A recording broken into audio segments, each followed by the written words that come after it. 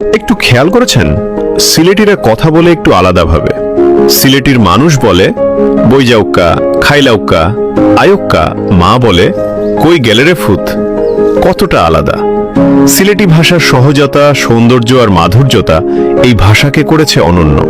কিন্তু এই ভাষার সবচেয়ে বড় বৈশিষ্ট্য কেউ বলে না, সেটা হলো ভদ্রতা।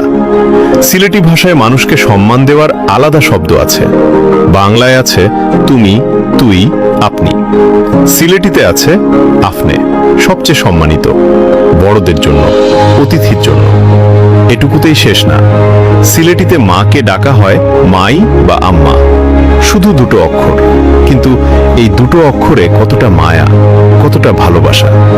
মাই কই গেলায়, এই একটা লাইনে পুরো পৃথিবীর ভালোবাসা। সিলেটিতে স্ত্রীকে ডাকা হয় কই ঘো, নরম, মিষ্টি, ভালোবাসায় ভরা। এই ভাষায় রাগও করা যায় না। সিলেটি ভাষায় ফার্সি, আরবি আর সংস্কৃতের মিশ্রণ আছে। হাজার বছরের মিশ্রণে তৈশ্রণে তৈরি হয়েছে এই মিষ্টি ভাষা। সিলেটির ভাষায় অপরিচিত মানুষও আপনজন হয়ে যায়।